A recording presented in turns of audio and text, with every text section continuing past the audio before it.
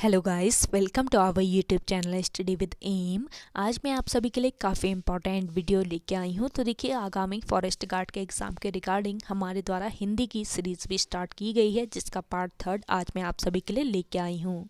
ये सीरीज़ आपके forest guard के एग्ज़ाम के लिए इम्पॉर्टेंट है, साथ ही साथ अदर उत्तराखंड एग्ज़ाम के लिए भी ये सीरीज़ इम्पॉर्टेंट रहने वाली है। तो आप सभी लोग हमारी इस सीरीज़ में स्टार्टिंग से लेकर एंड तक बने रहें। तो चलिए आज के सीरीज़ को स्टार्ट करते हैं। स्टार्ट करने से पहले जिन लोगों ने अभी तक हमारे YouTube channel study with M को सब्सक्राइब नहीं किया है वो सब्सक्राइब कर लें। साथ ही साथ बगल में जो बेल आइकन दिख रहा है इसे भी प्रेस कर लें, ताकि हम कोई भी वीडियो डालते हैं तो उसका नोटिफिकेशन आपके पास जल्द से जल्द पहुंच जाए। आप सभी लोग हमारे टेलीग्राम चैनल को भी ज्वाइन कर सकते हैं। अराउंड 6.6 के यहाँ पे ग्रुप मेंबर्स हो चुके हैं। सुबह 10 बजे और शाम 8 बजे यहाँ पे क्विज का आयोजन भी कराया जाता है। इसके अलावा अदर इम्पॉर्टेंट अपडेट्स PDF यहीं पे शेयर की जाती हैं। लिंक आपको उसका डिस्क्रिप्शन बॉक्स में मिल जाएगा। बढ़ते हैं आज की वीडियो की ओर। इस सीरीज का पहला क्वेश्चन है, निम्नलिखित में एकाक्षरी शब्द है। तो इनमें से एकाक्षरी शब्द है आपका श्वास। ऑप्शन डी इस क्वेश्चन का करेक्ट आंसर है। देखिए, कोई भी शब्द एकाक्षरी है, द्विअक्षरी है, तीन अक्षरी है, कैसे पता चलेगा? देखिए, किसी भी शब्द में जितने भी स्वर होंगे वही स्वर अक्षर निर्धारित करेंगे, यानी कि स्वर स्वयं में ही अक्षर होते हैं। जैसे कि यहाँ पे हम श्वास की बात करें तो श्वास में कितने स्वर हैं, काउंट करें जरा। तो 100 की बात करें तो 100 में आपका कोई भी स्वर नहीं है, क्योंकि 100 आपका यहाँ पे आधा है। और वो की बात करें तो वो में कौन सा स्वर है? इसमें स्वर है। और 100 की बात करें, 100 के उच्चारण में कौन सा स्वर आ रहा है? 100 आ रहा है ना, तो इसमें स्वर है। अब देखिए, इसमें दो स्वर हैं आपके, एक स्वर ये है, एक स्वर ये है। इसमें दो स्वर हैं, लेकिन हिंदी में जो आपके एकाक्षरी, द्विअक्षरी, तीन अक्षरी शब्द होते हैं उनमें अंत में जो भी स्वर आता है, यानी कि जो एंड वाला स्वर होता है उसका विलोप हो जाता है। वर्ण के अंत वाला स्वर हमेशा अनुचर होगा और इसको काउंट नहीं किया जाएगा। और बीच में या इससे पहले जितने भी स्वर आएंगे वो काउंट हो जाएंगे। तो देखिए, ये तो आपका अनुचर हो गया, ये काउंट नहीं होगा। और बचा आपका एक स्वर इसमें। तो एक स्वर वाला शब्द जो होता है वो एकाक्षरी होता है। तो आपका श्वास जो हो गया वो एकाक्षरी शब्द है। वैसे तो हिंदी में एकाक्षरी, द्विअक्षरी, तीन अक्षरी, चार अक्षरी, ऐसे करके 8 अक्षरी तक के शब्द होते हैं।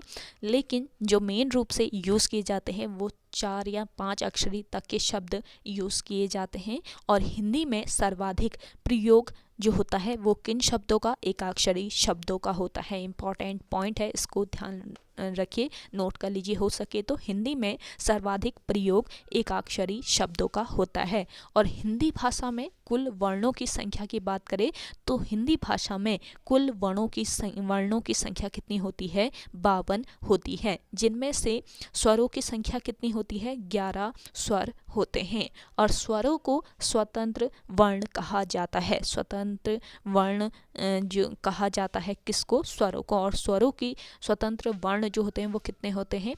इसमें 11 होते हैं। आ, छोटी, बड़ी, छोटाऊ, बड़ाऊ, री, ए, आई, ओ, आउ, ये 11 जो स्वर होते हैं ये स्वतंत्र स्वर या स्वतंत्र वर्ण इनको कहा जाता है। तो इन पॉइंट्स को आप ध्यान रखिए। अगला देखिए, वह लड़का शरारती है। इस वाक्य में यह शब्द है। देखिए, यह लड़का शरारती है। इस वाक्य में जो यह शब्द प्रयोग हुआ है, यह शब्द कौन सा? इस वाक्य में यह शब्द क्या है वो बताना है। तो यह शब्द है सार्वनामिक विशेषण। ऑप्शन सी इस क्वेश्चन का करेक्ट आंसर हो जाएगा। देखिए, विशेषण के रूप में प्रयुक्त होने वाले सर्वनाम, विशेषण के रूप में प्रयुक्त होने वाले सर्वनाम को सार्वनामिक विशेषण कहा जाता है। और इसके दो उपभेद होते हैं। सार्वनामिक विशेषण के दो उपभेद होते हैं। एक होता है आपका मौलिक सार्वनामिक विशेषण, दूसरा होता है यौगिक सार्वनामिक विशेषण।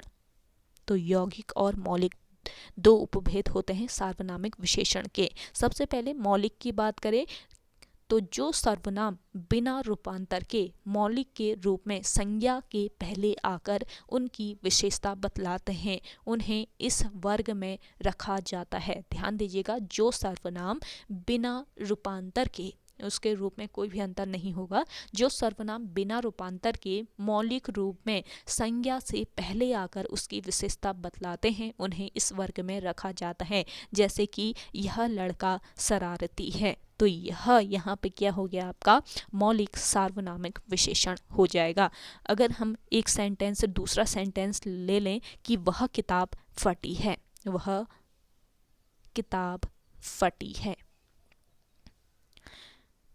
तो आपका वह भी यहाँ पे क्या हो जाएगा, वह एक ऐसा सर्वनाम है जो बिना रूपांतर के मौलिक रूप में संज्ञा के पहले आकर उसकी विशेषता बता रहा है, तो वह यहाँ पे क्या हो गया, आपका मौलिक सार्वनामिक विशेषण। तो सार्वनामिक विशेषण कैसे आएगा ये आपको ध्यान में रखना है। यानी या हम दूसरा सेंटेंस ले लें, कोई आदमी सो रहा है या कोई आदमी रो रहा है, तो कोई यहाँ पे आपका क्या हो जाएगा, मौलिक सार्वनामिक विशेषण हो जाएगा। तो आपका यह लड़का शरारती है में कौन सा विशेषण, सार्वनामिक विशेषण है। और बात करें यौगिक सार्वनामिक विशेषण की, यौगिक भी आपको ध्यान में रखना है। यौगिक सार्वनामिक विशेषण अगर आपसे पूछ लिया जाए तो जो सर्वनाम रूपांतरित होकर शब्दों की विशेषता बतलाते हैं तो उन्हें यौगिक सार्वनामिक विशेषण का कहा जाता है। रूप में अंतर हो जाएगा तो वो यौगिक होते हैं आपके, जैसे कि ऐसा आदमी नहीं देखा, ऐसा आदमी नहीं देखा। तो जो सर्वनाम रूपांतरित होकर संज्ञा की शब्दों की विशेषता बतलाते हैं वो आपके यौगिक सार्वनामिक विशेषण होते हैं। तो आपका ऐसा आदमी नहीं देखा या कैसा घर चाहिए, तो ऐसा या कैसा आपका यहाँ पर यौगिक सार्वनामिक विशेषण हो जाएगा। तो आपके सार्वनामिक विशेषण कैसे लगेंगे ये आपको ध्यान में रखना है। तो आपका यह में कौन सा विशेषण है, सार्वनामिक विशेषण। ऑप्शन सी इस क्वेश्चन का बिल्कुल करेक्ट आंसर है। अगला देखिएगा, अस्तबल की बला बंदर के सिर लोकोक्ति का सही अर्थ है। देखिए, अस्तबल की बला बंदर के सिर, इस लोकोक्ति का सही अर्थ क्या हो जाएगा, इसका सही अर्थ है किसी का दोष किसी और के और पर मर जाना, किसी का दोष किसी और पर मर जाना, अस्तबल की बला बंदर के सिर, इसका सही अर्थ होता है। ऑप्शन बी बिल्कुल राइट आंसर हो जाएगा आपका। अगला देखिए, निम्नलिखित में देशज शब्द है, तो देखिए इनमें से आपको देशज शब्द बताना है। तो देशज शब्द क्या हो जाएगा, झोला, झोला जो हो जाएगा देशज शब्द हो जाएगा। ऑप्शन डी इस क्वेश्चन का करेक्ट आंसर हो जाता है आपका। अगला देखिए, निम्नलिखित में से प्रविशेषण है, तो देखिए इनमें से आपको प्रविशेषण बताना है कि प्रविशेषण कौन सा शब्द है। देखिए, प्रविशेषण क्या होते हैं, वे शब्द जो विशेषणों की विशेषता बतलाते हैं उन्हें प्रविशेषण कहा जाता है। जो शब्द विशेषणों की भी विशेषता बतलाते हैं, जैसे कि वह बहुत तेज दौड़ता है, वह बहुत तेज दौड़ता, हमने एक सेंटेंस ले लिया, वह बहुत तेज दौड़ता है, वह बहुत तेज दौड़ता, हमने एक सेंटेंस ले लिया। अब यहाँ पर देखिए, तेज जो है, यहाँ पर तेज विशेषण है और बहुत विशेषण प्रविशेषण है। तेज तो आपका विशेषण हो गया, लेकिन बहुत यहाँ पे क्या हो जाएगा, प्रविशेषण हो जाएगा, क्योंकि तेज जो है वो विशेषण की विशेषता बता रहा है। तो आपका बहुत जो है वो किसकी विशेषता बता रहा है, तेज की विशेषता बता रहा है, तो ये ध्यान रखेंगे। तो आपका यहाँ पर अब देखिए, क्वेश्चन में आपका जो अत्यंत शब्द है, अत्यंत शब्द है, वो क्या हो जाएगा, यहाँ पर आपका प्रविशेषण हो जाएगा। देखिए, जैसे कि हम सेंटेंस बना ले कि सीता अत्यंत सुंदर है, सीता अत्यंत सुंदर है। अब देखिए, यहाँ पर आपका सुंदर तो विशेषण हो गया, विशेषण क्या हो जाएगा, यहाँ पे सुंदर हो जाएगा, और आपका अत्यंत जो हो जाएगा वो प्रिविशेषण हो जाएगा, क्योंकि देखिए यहाँ पे जो आपका अत्यंत है वो सुंदर की विशेषता बता रहा है, यानी कि विशेषण की भी विशेषता जो बताते हैं वो आपके प्रविशेषण कहे जाते हैं। तो सुंदर की विशेषता यहाँ पे कौन बता रहा था? अत्यंत बता रहा है। सुंदर की विशेषता बता रहा है आपका अत्यंत, तो आपका अत्यंत यहाँ पे क्या हो जाएगा? प्रविशेषण हो जाएगा। तो ये छोटे छोटे आपको पॉइंट ध्यान में रखेंगे तो आप करेक्ट करके आ सकते हैं अपना क्वेश्चन। चलिए अगला क्वेश्चन है आपका, भक्तिन महादेवी वर्मा की किस विधा की रचना है? देखिए, भक्तिन महादेवी वर्मा की किस विधा की संस्मरणात्मक रेखा चित्र, संस्मरणात्मक रेखा चित्र विधा की रचना है? ऑप्शन सी इस क्वेश्चन का करेक्ट आंसर है। देखिए, रेखा चित्र और संस्मरण हिंदी साहित्य की विधाएं हैं।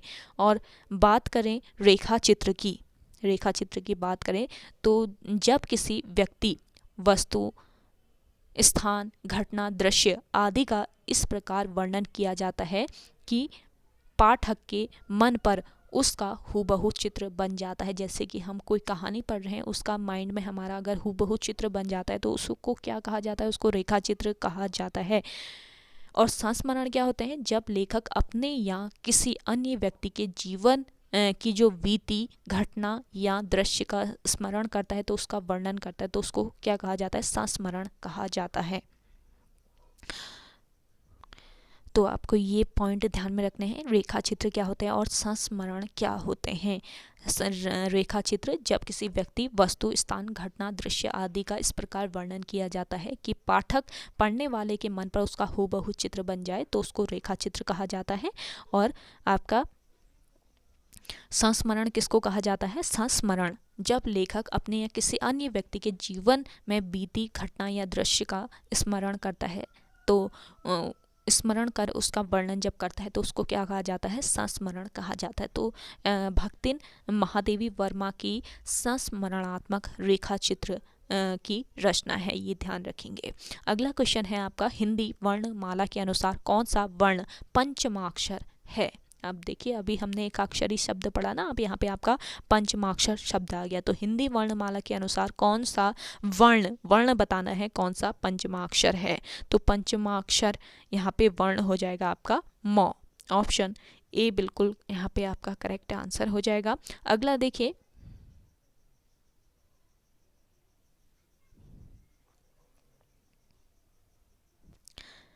देखिए, संसद शब्द में संज्ञा है। देखिए, संसद शब्द जो है इसमें कौन सी संज्ञा है? इसमें है समूहवाचक संज्ञा। ऑप्शन बी इस क्वेश्चन का करेक्ट आंसर है। देखिए, समूहवाचक संज्ञा क्या होता है? जो संज्ञा शब्द किसी एक व्यक्ति का वाचक न होकर समूह, समुदाय समूह के वाचक हैं। जैसे कि आपका वर्ग, टीम, सभा, समिति, आयोग, परिवार, पुलिस, सेना, अधिकारी। तो ये आपके शब्द कौन से होते हैं? समूहवाचक शब्द होते हैं। जो संज्ञा शब्द, ध्यान रखिए, जो संज्ञा शब्द किसी एक व्यक्ति का वाचक न होकर समूह या समुदाय के वाचक हैं। जैसे कि वर्ग हो गया आपका, टीम, सभा, समिति, आयोग, परिवार, अधिकारी, सेना, पुलिस, इस तरीके। तो संसद भी आपका समूहवाचक एक संज्ञा है। अगला देखिए, निम्नलिखित में से आगत शब्द है। तो आगत जो शब्द है इनमें से कौन सा है? अखबार। ऑप्शन ए बिल्कुल करेक्ट आंसर है इस क्वेश्चन का। नेक्स्ट क्वेश्चन देखिए, सेशन पसंद आ रहा है तो आपको लाइक कर लेना है। जिन लोगों ने अभी भी हमारी YouTube channel study with M को सब्सक्राइब नहीं किया है वो सब्सक्राइब कर लीजिए और इस सेशन को ज़्यादा से ज़्यादा शेयर कीजिएगा अपने दोस्तों के साथ, अपने व्हाट्सएप ग्रुप्स में। नेक्स्ट क्वेश्चन है आपका, निम्नलिखित में शेखर जोशी की रचना है। देखिए, इनमें से शेखर जोशी की रचना कौन सी है? कोसी का घटवार जो रचना है वो शेखर जोशी की है। ऑप्शन सी इस क्वेश्चन का करेक्ट आंसर है। देखिए, शेखर जोशी, इनके संबंध की बात करें तो किस जनपद से इनका संबंध है? अल्मोड़ा जनपद से इनका संबंध है शेखर जोशी का। और इनकी प्रमुख रचनाएं कौन कौन से हैं? मेरा पहाड़, इसके अलावा कोसी का घटवार, एक पेड़ की याद, हलवाहा व डांगरी वाले, इनकी कुछ रचनाएं हैं जो कि आयोग द्वारा पूछी जा सकती है। और देखिए, वर्ष 1987 ईस्वी में शेखर जोशी को वर्ष 1987 ईस्वी में पेड़ की याद, इनकी एक रचना है पेड़ की याद। तो पेड़ की याद रचना के लिए इन्हें महावीर प्रसाद द्विवेदी पुरस्कार से सम्मानित किया गया था। कब? वर्ष 1987 ईस्वी में। अगला क्वेश्चन देखिए, अर्थ के आधार पर वाक्य के भेद होते हैं। इंपॉर्टेंट क्वेश्चन है। देखिए, अर्थ के आधार पर वाक्य के भेद बताना है। इन छोटे छोटे पॉइंट्स को अगर आप ध्यान में रखते हैं तो आप कई सारे क्वेश्चन करेक्ट करके आ सकते हैं। तो अर्थ के आधार पर वाक्य के भेद कितने होते हैं? 8 होते हैं। ऑप्शन सी इस क्वेश्चन का करेक्ट आंसर है। देखिए, अर्थ के आधार पर वाक्य के कौन कौन से भेद होते हैं? आपका पहला भेद है विधानवाचक, विधानवाचक। निषेधवाचक, दूसरा है निषेधवाचक। तीसरा है आज्ञावाचक। चौथा है आपका प्रश्नवाचक। पांचवा है इच्छावाचक, इच्छावाचक हो गया। फिर हो गया आपका संदेहवाचक, संदेहवाचक। फिर हो गया आपका विस्मयवाचक, विस्मयवाचक। और 8वां हो गया आपका संकेतवाचक, संकेतवाचक। तो ये 8 होते हैं आपके अर्थ के आधार पर वाक्य के भेद। नेक्स्ट क्वेश्चन देखिए, डिंगल पिंगल का संबंध है। देखिए, इंपॉर्टेंट क्वेश्चन है। डिंगल पिंगल का संबंध किससे है?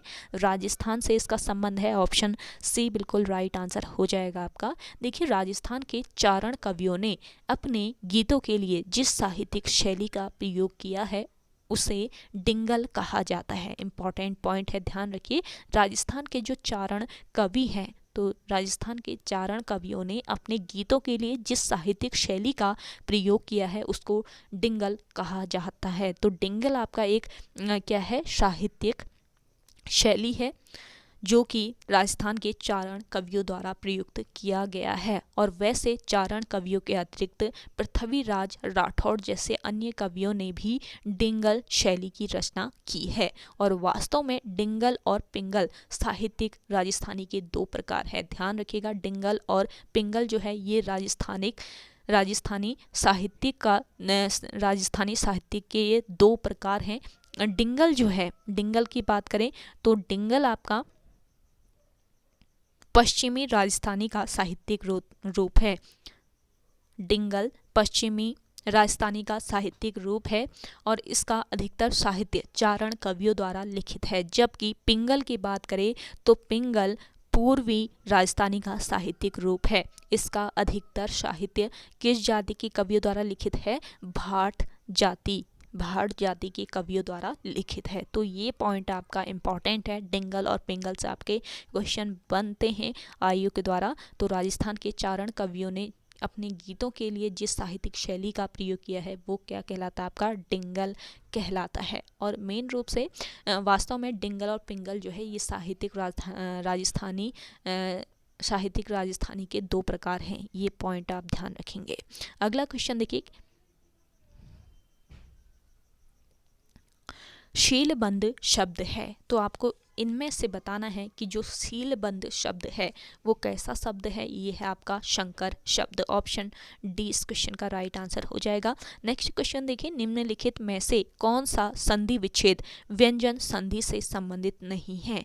कौन सा संधि विच्छेद है जो व्यंजन संधि से संबंधित नहीं है? तो आपका यहाँ पे राइट आंसर हो जाएगा निसंदेह। ऑप्शन डी इस क्वेश्चन का करेक्ट आंसर है।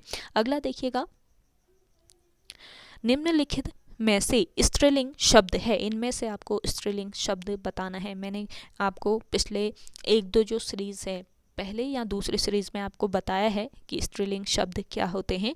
तो जिन लोगों ने वो सीरीज़ नहीं देखी है तो आप ज़रूर फॉलो कीजिएगा। स्त्रीलिंग शब्द यहाँ पे क्या हो जाएगा? आपका आज्ञा हो जाएगा। ऑप्शन बी आपका यहाँ पे बिल्कुल राइट आंसर है।